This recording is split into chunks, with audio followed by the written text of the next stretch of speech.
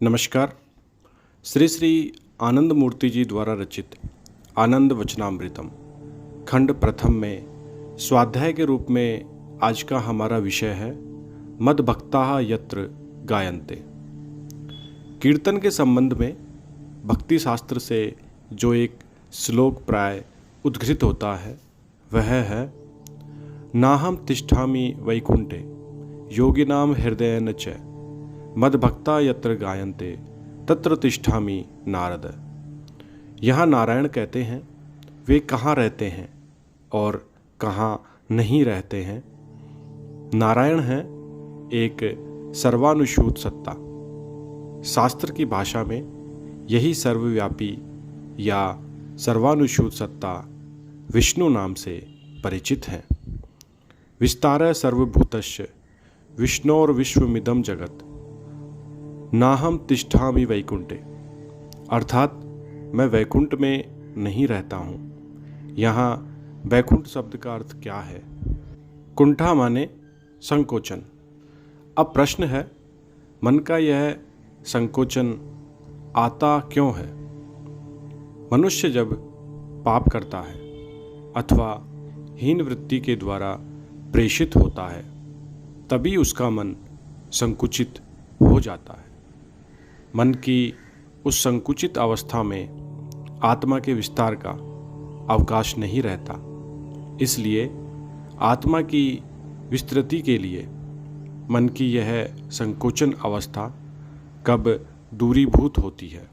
हाँ, मन जब पाप चिंतन से दूर हट जाता है और जिस मुहूर्त में मन की संकोचन अवस्था दूर होती है तभी मन पाप की अविलता से मुक्त होता है और तभी उस मनुष्य के हृदय में वैकुंठ की अवस्थिति होती है। नाहं तिष्ठामि वैकुंठे। नारायण कहते हैं वे इस प्रकार के वैकुंठ में वास नहीं करते हैं। योगी नाम हृदयेन च, वे और बोलते हैं वे योगियों के हृदय में भी वास नहीं करते हैं।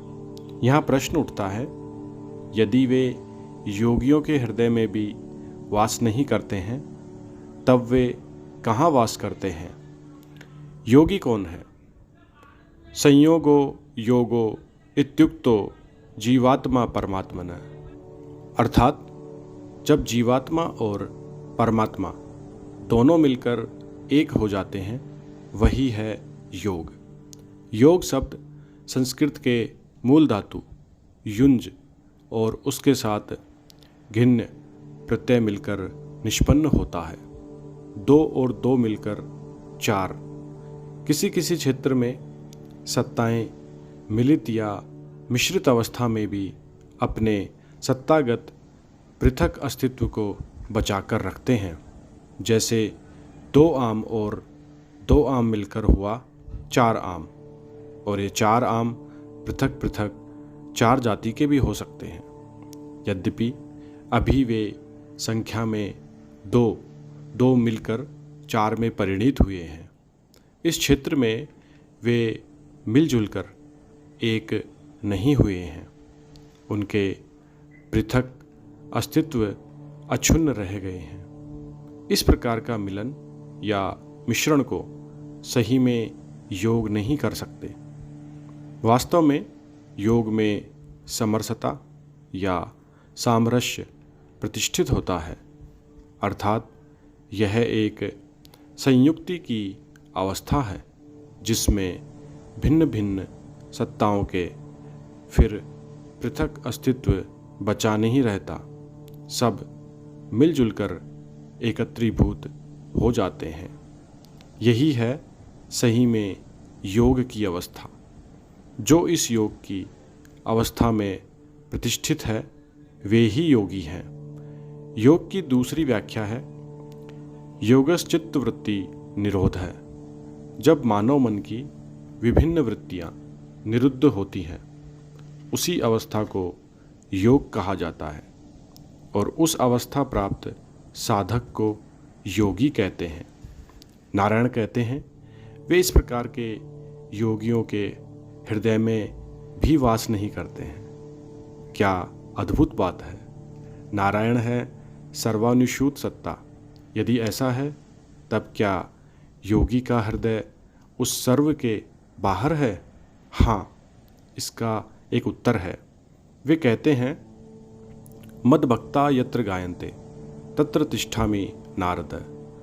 जहाँ मेरे भक्त लोग कीर्तन करते हैं मैं वहीं अवस्थान करता हूँ नारद। मैं अपने भाव केंद्र को, कर्म केंद्र को वहीं स्थानांतरित कर देता हूँ। नारद शब्द का क्या अर्थ है? नार शब्द का 3 अर्थ है। प्रथम अर्थ है नीर या जल, द्वितीय अर्थ है परमा प्रकृति, तृतीय अर्थ है भक्ति। नार और द अर्थात नारद, द और ड प्रत्यय योग कर मूल धातु शब्द दा आया है। द माने जो देता है या जो देते हैं। तब नारद शब्द का अर्थ हुआ जो भक्ति दान करते हैं या भक्ति वितरण करते हैं। नारायण ने नारद को कहा, हे नारद, मैं अपने केंद्र को स्थानांतरित वहीं करता हूँ जहाँ मेरे भक्त मेरा नाम लेते हैं, जहाँ हमारा गुण कीर्तन करते हैं। ऐसा मैं क्यों करता हूँ? उसके उत्तर में कहूँगा कि भक्त के हृदय में उच्छ्वास और आवेग रहता है। उस उच्छ्वास और आवेग के माध्यम से मैं विश्व में आध्यात्मिक तरंग धारा उत्सारित करता हूँ। योगी लोग अपनी चित्तवृत्ति को निरुद्ध करने के लिए अपने हृदय के द्वार बंद करके रखते हैं। इसलिए उनके हृदय से कोई तरंग धारा का उत्सारण नहीं होगा। किंतु वहाँ से तो आध्यात्मिक तरंग धारा उत्सारित होगी नहीं। इस कारण के यद्यपि अपने केंद्र को योगियों के हृदय में स्थानांतरित करना चाहते हैं, किंतु यदि वे भक्त मंडली के बीच में अपने केंद्र को ले जाएं, तो वहाँ से समग्र विश्व ब्रह्मांड को आध्यात्मिक तरंग से तरंगायित करना संभव होगा। उससे नारायण का उद्देश्य सफल होगा। इसलिए नारायण के लिए योगियों के हृदय में अपना स्थान स्थापन करना ही अधिकतर बुद्धिमता का कार्य होगा।